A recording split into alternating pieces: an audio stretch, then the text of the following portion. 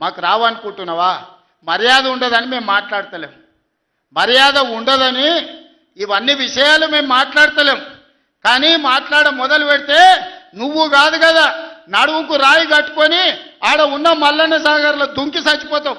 మల్లన్న సాగర్ కాకపోతే రంగనాయ సాగర్లో మెడకు తాడేసుకొని ఊరేసుకొని చచ్చిపోతావు. చంద్రశేఖర్ రావు గారు, నన్ను గెలకకు. నేను అన్నీ చూసిన. ఎక్కడి నుంచి వచ్చిన? నేను నల్లమల్ల అడవుల నుంచి వచ్చిన. జడ్పీటీసీ గెలిచిన, ఎమ్మెల్సీ గెలిచిన, ఎమ్మెల్యే గెలిచిన, ఎంపీ గెలిచిన, తెలంగాణ రాష్ట్రానికి ముఖ్యమంత్రి అయిన అమాం బాపత్ గాని కాదు. అక్కడి నుంచి వచ్చి అమెరికాలో అంట్లుదోమ వస్తే అయ్య పేరు చెప్పి మంత్రి అయినోని కాదు. ఊర్లో దుక్కి దున్ని కష్టమంటే తెలిసి రైతులలో నుంచి వచ్చినోని రైతు బిడ్డను. నాతోని తమాషాలు చేయకు. దుబాయ్ పాస్పోర్ట్ బ్రోకర్ల దందా చేయలే, రియల్ ఎస్టేట్ బ్రోకర్ దందా చేస్తుంది ప్రభుత్వం అంటున్నాడు.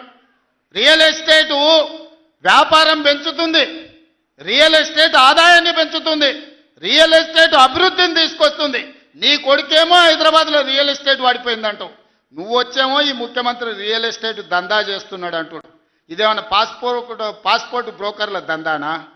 నేను ఎవరినేం దుబాయ్కి పంపుతా అని మోసం చేయలే. భూములు, ప్రభుత్వ భూములు పరిశ్రమలు పెట్టడానికి రైతులు అడిగిన నష్టపరిహారం